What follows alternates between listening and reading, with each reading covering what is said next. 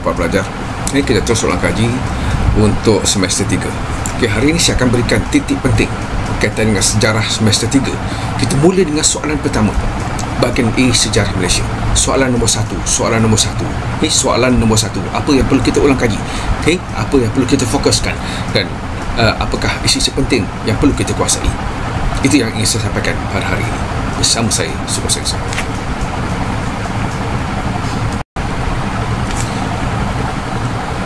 Kita mulakan tip untuk menghadapi semester 3 ini dengan mengkaji ataupun membuat analisis tentang soalan-soalan yang pernah keluar untuk soalan nombor 1. Ini daripada tahun 2013 hingga tahun 2019. 2013 misalnya, jelaskan peranan Raja-Raja Melayu sebelum tahun 1874. 2014, ini 2013 ulangan, kegiatan ekonomi tanah Melayu sebelum campur tangan British lebih bersifat sara diri. Walau bagaimanapun terdapat juga kegiatan ekonomi lain yang diusahakan, bincangkan.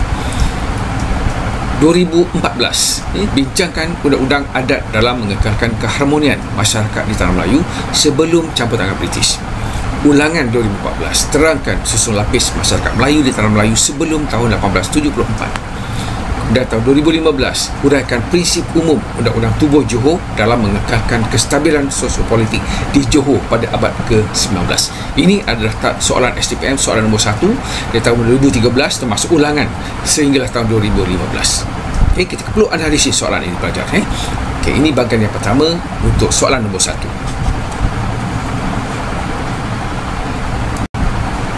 Okay, daripada tahun 2016 hingga tahun 2019. Okay, terangkan bentuk dan pelaksanaan adat perpati dan adat temenggung di tanah Melayu. Kedua, sebelum campur tangan British, masyarakat Melayu telah mempunyai sistem pentadbiran yang sistematik dan teratur. Huraikan hierarki pentadbiran dan tugas-tugas yang berkaitan dengannya. Jelaskan ciri-ciri ekonomi masyarakat Melayu tradisional sebelum campur tangan British. Pembesar memainkan peranan penting dalam menjamin kerajaan Melayu tradisional. Huraikan. Terangkan ciri-ciri ekonomi komersial yang diamalkan oleh masyarakat di tanah Melayu sebelum campur tangan British. Okey, ini adalah soalan-soalan yang telah keluar untuk soalan nombor 1. Soalan nombor 1, bahagian A, sejarah Malaysia. Jadi kalau pelajar lihat daripada semua soalan yang pernah keluar hinggalah tahun 2019, dia berkisar kepada tema 1. Jadi pelajar perlu membaca semua tentang tema 1 untuk membolehkan kita jawab soalan nombor 1. Faham? Kita mesti ulang kaji tema 1 untuk membolehkan kita menjawab soalan nombor 1. Dan kalau kita lihat soalan nombor 1 ini hanya berkisar tentang institusi pemerintahan, iaitu kedudukan raja, peranan raja, kedudukan pembesar, peranan pembesar. Dan juga satu lagi adalah hierarki politik. Hierarki politik. Dan juga struktur sosial. Golongan yang memerintah, golongan yang diperintah. Dan satu lagi adalah ekonomi. Itu ekonomi tradisional, ekonomi komersial. Ciri-ciri ekonomi komersial, ciri-ciri ekonomi tradisional ataupun sara diri. Okey. Dapat pelajar. Okey, itu 4 perkara penting dalam tema 1 yang perlu pelajar kuasai sebab kita nak menjawab soalan nombor 1. Itu soalan yang berkaitan dengan apa yang berlaku sebelum campur tangan Barat, iaitu sebelum 1874 ataupun sebelum berlakunya campur tangan British di tanah Melayu. Dan dia merujuk kepada tanah Melayu. Ni kalau dia tak sebut tanah Melayu, kita boleh masuk juga contoh Sabah dan Sarawak. Tapi kebanyakan soalan itu berkaitan dengan tanah Melayu, negeri Melayu ataupun masyarakat Melayu. Jelas sebab pelajar. Itu tip yang sangat penting. Ini untuk kita menguasai soalan ini. Saya bagi contoh satu soalan. Okey, sebelum campur tangan British, masyarakat Melayu telah mempunyai sistem pentadbiran yang sistematik dan teratur. Okey, ini adalah rangsangan kepada soalan. Apa yang soalan itu tanya? Huraikan hierarki pentadbiran dan tugas-tugas yang berkaitan dengannya. Maksudnya ada 2 perkara yang ditanya di sini. Hierarki pentadbiran itu daripada peringkat pusat, negeri, daerah, mungkin kampung. Itu adalah hierarki pentadbiran. Okey, siapa yang memerintah di peringkat pusat? Raja. Yang memerintah di peringkat peringkat daerah, itu pembesar, penghulu dan seterusnya, ketua kampung. Okey, jadi apakah tugas-tugas yang berkaitan dengan dia? Jadi kita kena jelaskan tugas raja sebagai ketua kerajaan ketua negara di peringkat pusat, peranan tugas pembesar di peringkat daerah, tugas penghulu di peringkat mungkin, dan tugas ketua kampung di peringkat kampung. Okey, itu adalah kendak jawab soalan dan apa yang perlu kita huraikan. Ini soalan yang panjang, tapi apa yang diperlukan oleh soalan ini hanyalah hierarki pentadbiran dan tugas-tugas yang berkaitan dengannya. Itu di setiap peringkat pentadbiran. Faham pelajar? Nanti saya akan jelaskan dengan lebih lanjut. Daripada soalan-soalan yang kita bincangkan tadi, Pak Fajar, pertama kita kena faham dari segi tugasan. Dan kalau kita lihat tadi, tugasannya berkisar kepada jelaskan, bincangkan, sama ada di belakang ataupun bincangkan itu di hadapan, huraikan dan terangkan. Jadi dalam tugasan ini, kita perlu menjawab soalan berdasarkan kepada tugasan. Ini kita menjawab kendak soalan berdasarkan tugasan. Jadi jelaskan, kita hanya menghuraikan, menjelaskan tentang apa yang dikendaki oleh kendak soalan itu. Sangat mudah, jelaskan saja. Bincangkan, sama ada di depan ataupun belakang, sama saja. Ini kita membincangkan dalam beberapa sudut, beberapa segi berkaitan dengan kendak soalan itu. Kita membincangkan tentang kendak soalan. Okey, dan kita menghuraikan tentang kendak soalan. Kita terangkan tentang apa yang soalan itu perlu. Misalnya, terangkan ciri-ciri ekonomi masyarakat, ekonomi sadar diri. Terangkan, huraikan tentang ciri-ciri ekonomi komersial. Kita hanya menghuraikan. Ini kita hanya terangkan. Kita membincangkan tentang undang-undang tubuh negeri Johor. Dari segi apa? Dari segi sudut apa? Yang membolehkan dia mengekalkan ataupun menyekat perluasan kawasan barat ke atas Johor. Ini mungkin dari segi kepimpinan. Okay, kita boleh kepimpinan pemimpin-pemimpin Johor yang bijaksana dari segi kepimpinannya juga dapat menyekat perluasan kuasa ataupun perluasan kuasa barat di Johor. Melambatkan tahun 1914 baru Johor menerima seorang penasihat British. Contoh bila kita nak membincangkan tentang sesuatu perkara, nanti saya akan jelaskan lebih lanjut. Okey, jadi pertama kita kena faham dari segi tugasan. Setiap soalan itu bermula dengan tugasan. Jadi jangan risau tentang tugasan ini.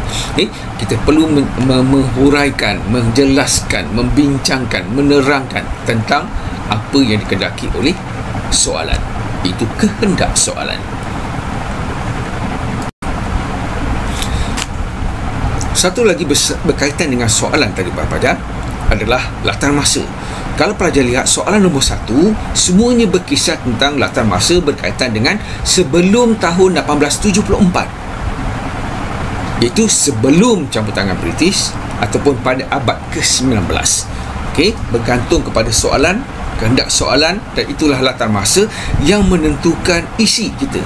Ini luang lingkup isi kita dan juga luang lingkup isu ataupun kehendak soalan yang dipersoalkan. Jadi biasanya soalan nombor 1 berlaku sebelum tahun 1874, iaitu semasa pemerintahan Raja-Raja Melayu di negeri-negeri Melayu. Itu sebelum campur tangan British. Okey, sebelum campur tangan British tahun 1874. Ini di Perak, Selangor, Negeri Sembil, di Sungai Ujong dan juga di Pahang. Ini pada abad ke-19, apa yang berlaku dalam abad ke-19. Okey, itu biasanya luang lingkup masa yang digunakan untuk soalan yang pertama.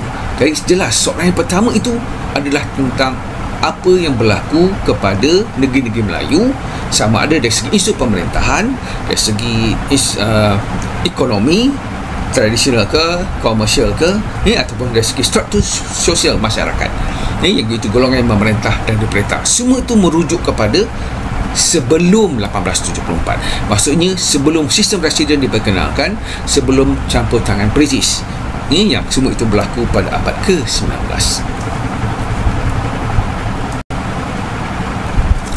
Okey, satu lagi pelajar, dalam semua soalan yang kita bincangkan tadi, soalan nombor 1 bahagian A sejarah Malaysia sangat jelas dari segi latar tempatnya.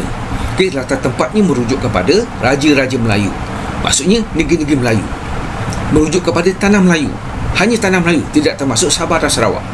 Dia merujuk kepada masyarakat Melayu tradisional. Merujuk kepada negeri Melayu lah. Dia merujuk kepada kerajaan Melayu tradisional. Dia sebut Johor, maksudnya merujuk pada Johor. Kalau Undang-Undang 99 Perak merujuk pada negeri Perak. Contoh. Okey, jadi latar tempat itu jelas. Menunjukkan bahawa soalan nombor 1 adalah tentang Raja-Raja Melayu, tanah Melayu, masyarakat Melayu, kerajaan Melayu, dan negeri yang tertentu, Johor ke, Selangor ke, Perak ke dan sebagainya. Okay, itu merujukkan latar tempat. Jadi soalan 1 jelas kepada kita adalah soalan berkaitan dengan pemerintahan, isu pemerintahan sebelum campur tangan Barat, sebelum 1874, sebelum secara residen diperkenalkan. Ia merujuk kepada tempatnya adalah Tanah Melayu. Jadi kalau dia tak sebut Tanah Melayu, mungkin kita boleh kaitkan, memberikan contoh adat. Dia contoh dia tak menyebut Tanah Melayu, adat di masyarakat, undang bagaimana, sejauh mana adat berjaya mewujudkan keharmonian dalam masyarakat pada abad ke-19. Mungkin kita boleh kaitkan undang-undang adat di Tanah Melayu dan juga undang-undang adat di Sabah dan Sarawak. Itu boleh masuk sebab dia tidak menjelaskan, menyatakan tempat itu. Dia tak menyebut tempat yang khusus. Kali ini memang dinyatakan. Kalau kita lihat soalan-soalan yang telah keluar ini, tempat itu jelas merujuk kepada Tanah Melayu. Jadi kita hanya beri contoh Tanah Melayu. Ini tidak akan sentuh Sabah dan Sarawak. Tapi kalau dia tak sentuh, tak tulis Tanah Melayu, kita boleh masukkan adat yang ada di Sabah ataupun di Sarawak. Faham berapa jar? Okey, itu pentingnya latar tempat. Dia merujuk kepada kes, contoh yang akan kita berikan untuk menjelaskan isi jawapan. Okay, sama ada merujuk kepada Raja-Raja Melayu, Tanah Melayu, masyarakat Melayu, kerajaan Melayu ataupun negeri tertentu seperti Johor, Perak, Terengganu dan sebagainya. Okey pelajar, kalau kita lihat dari segi kehendak soalan, okay, soalan-soalan yang keluar sebelum ini daripada tahun 2013 hingga tahun 2019, jelas inilah kehendak soalan yang ditanya. Pertama, peranan raja. Kedua, ekonomi secara diri. Ketiga, ekonomi komersial. Keempat, undang-undang adat. Kelima, susun lapis masyarakat. Keenam, undang-undang tubuh negeri Johor. Kelapan, adat perpati dan adat temenggung. Kesembilan, hierarki pentadbiran dan tugas pentadbiran. Okey. 11, ciri-ciri ekonomi tradisional, peranan pembesar dan ciri-ciri ekonomi komersial. Tolong baca dan fahamkan kesemua kehendak soalan ini. Dia akan ulang balik para pelajar untuk soalan nombor 1. Jadi kita perlu menguasai kesemua yang saya berikan ini, dan mungkin ada 1-2 lagi yang belum ditanya. Jadi kita fokus kepada kehendak soalan ini, dapatkan isi ini, bacanya ni, jelaskan, fahamkan isi-isi yang berkaitan dengan peranan raja, peranan pembesar, ekonomi secara diri, ekonomi komersial, ciri-ciri ekonomi tradisional, ciri-ciri ekonomi komersial. Okey, susun lapis masyarakat. Okey, masyarakat, susun lapis masyarakat, hierarki pentadbiran, dan juga berkaitan dengan undang-undang bertulis dan undang-undang tidak bertulis. Itu undang-undang adat dan undang-undang tubuh negeri Johor, itu adalah undang-undang bertulis. Jadi semua ini daripada tema 1, dan sudah pasti soalan nombor 1. Jadi ulang kaji ke semua kehendak soalan ini sebaik mungkin. Ia akan menjadi soalan nombor 1. Jadi bersedialah untuk soalan nombor 1.